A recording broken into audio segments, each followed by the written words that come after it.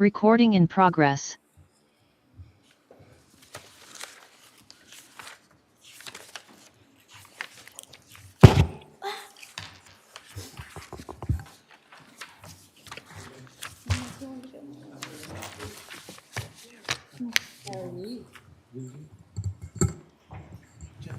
Councilman?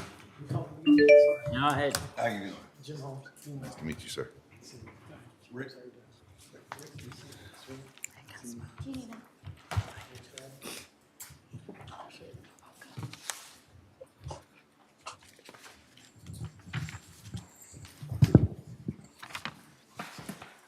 okay.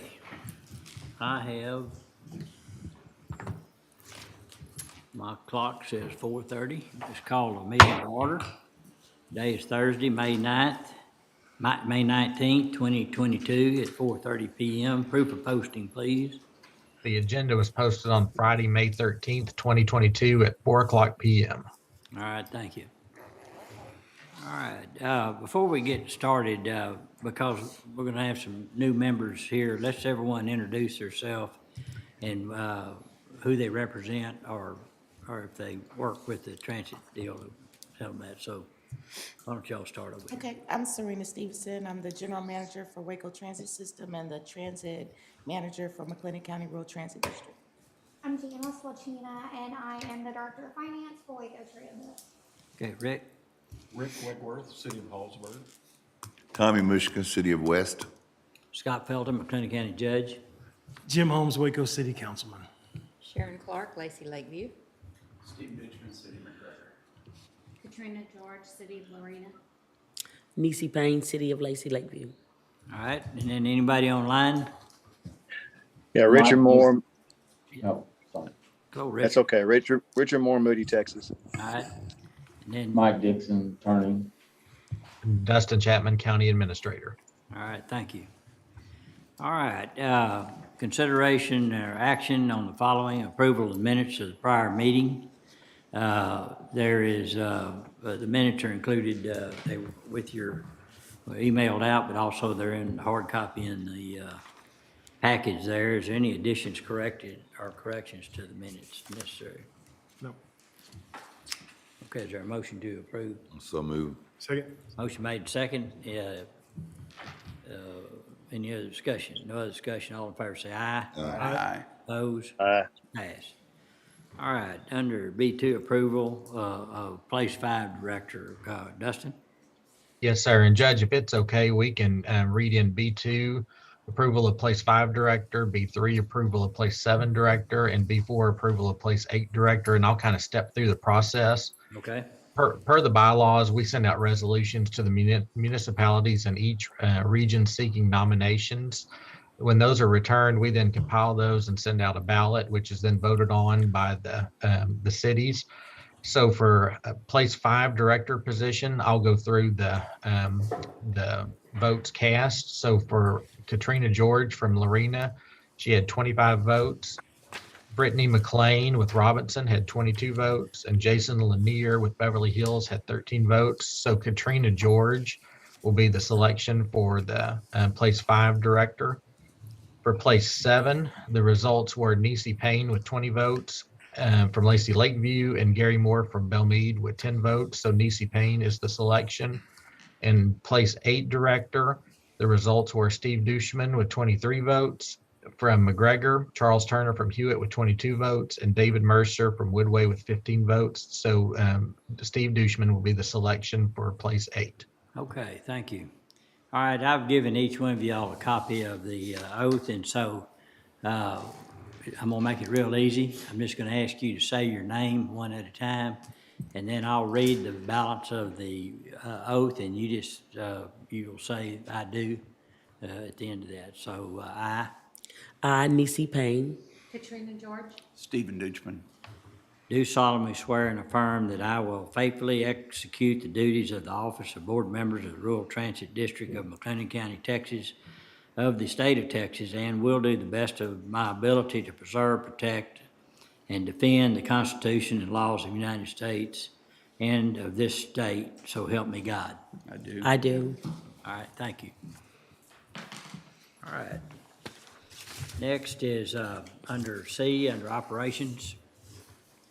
This is a report on ridership and programs, revenues, expenses, equipment, marketing plans, and related matters. So, Serena? All right. Do you have the presentation?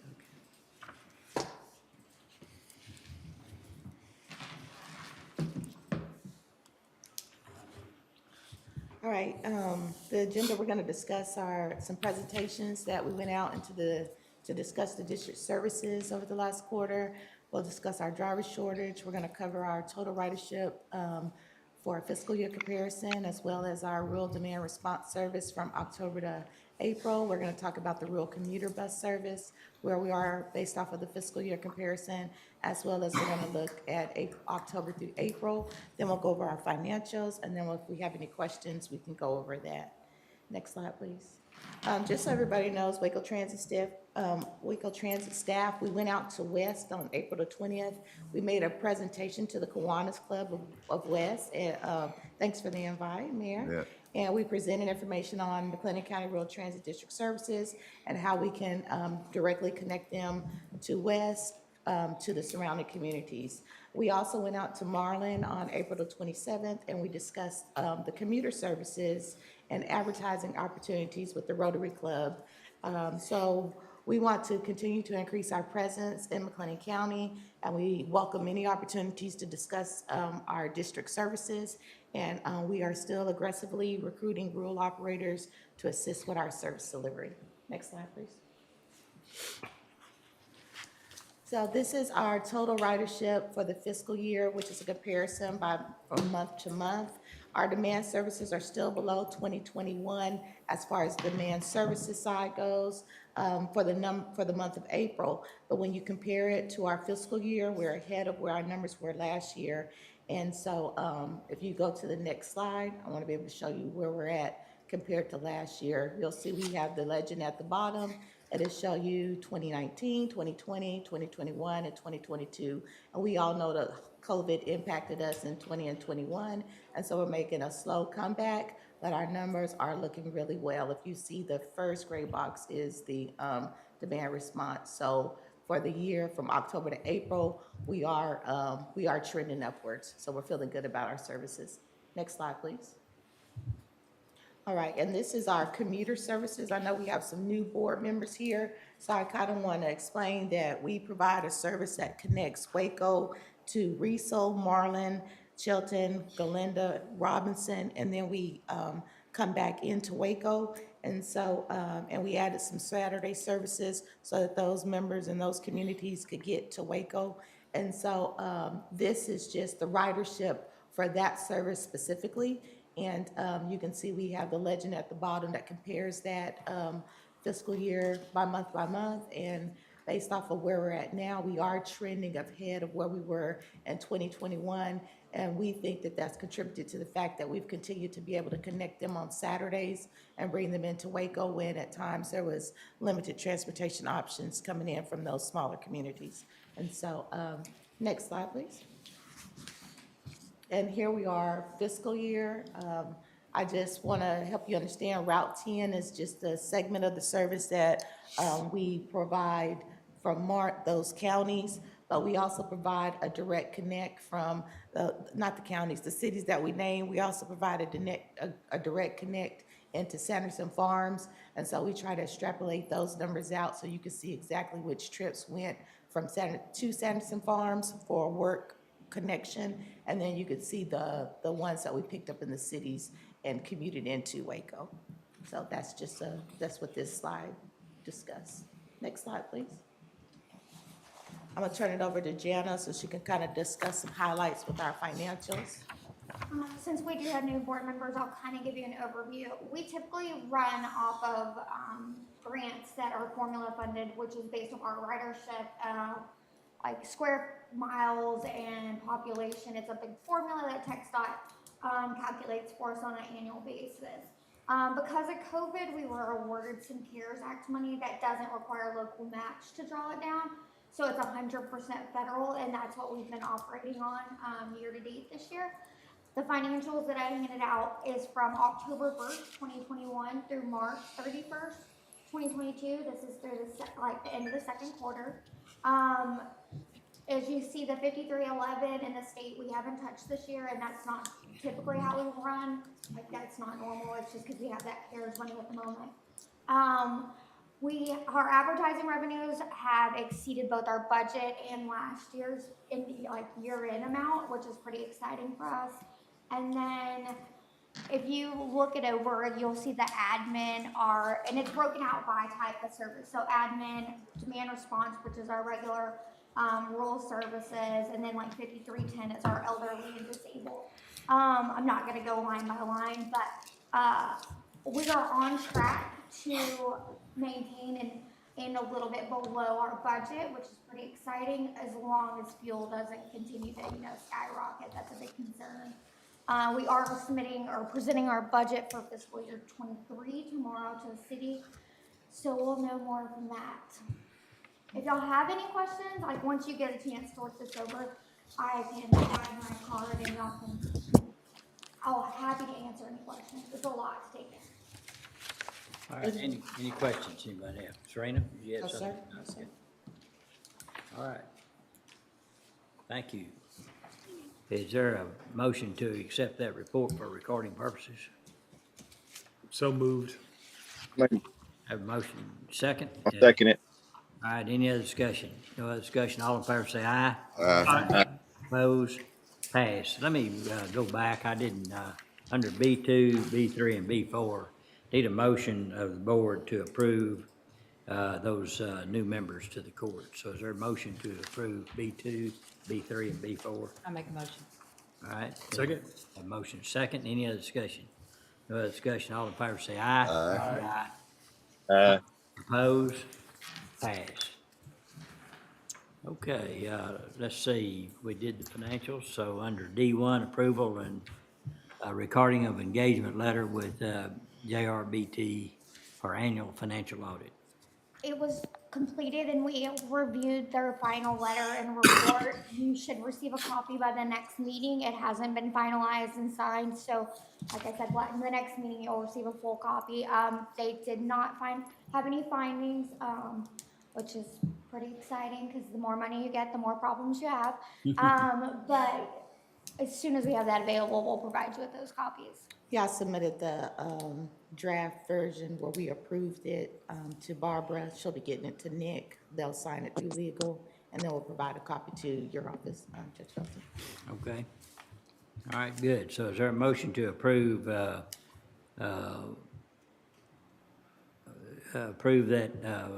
letter, or actually that report on the audit for JRBT for recording purposes? I'll make that motion. Second. Motion made, second, any other discussion? No other discussion, all in favor say aye. Aye. Opposed? Pass. All right, and then under E is approvals and ratifications of any of our grant applications and certifications and other grant-related matters. I don't think there's anything on the agenda. Is there anything else, Dustin? No, sir. Judge, I did just have a quick question. I think technically Katrina George has replaced Richard Moore on the board, and I believe Richard seconded that one item, the report under item C. So if we could maybe just have that second amended to a current board member. Okay. All right, is there, I'll second. all right, we have Holmes. Holmes is second. All in favor say aye. Aye. Opposed? Pass. Okay, also for the new members, I've got some documentation I need y'all to sign here in a second, but just kind of a brief history about McLennan County Rural Transit District is years ago as part of the Hard Texas Council of Governments actually had the transit district covered the whole area, but because of the population in Waco and specific needs we had to grow within the community, we wanted to be able to concentrate that. So we went to the Texas Department of Transportation and requested that our part of the budget based on the population be pulled from that and start our own rural transit district. And because there's a lot of things, not only within the city that was going on of Waco, but also Sanderson Farms out at Bellmead, Lacey Lakeview area, a lot of population moving that way. McGregor has got a lot of needs with all the growth that they've got out there, and they had a call center at one time, and so it needed to have transportation for that. But well, we think it sets us up in this county to be more self-sufficient and really be able to pinpoint areas that need more concentration in transportation. And so that was the reason to do that. And goes without saying, not everyone was happy about that, but we are. And I think it's worked good. We've been able to do some things that maybe we wouldn't be able to do earlier. So, and I want to really appreciate the staff for supporting this effort, and we think it's working real well. But there's a lot more to do, and so appreciate y'all wanting to serve on this group. And if you ever have any additional questions, feel free to call me or my staff, or call Serena and her staff in that regard. Is there anything else to come before the group? All right, if not, is there a motion to adjourn? So moved. A motion second, all in favor say aye. Opposed, pass. Thank you. Thank you. Recording stopped. Catch, You don't waste time, huh? yeah. I know.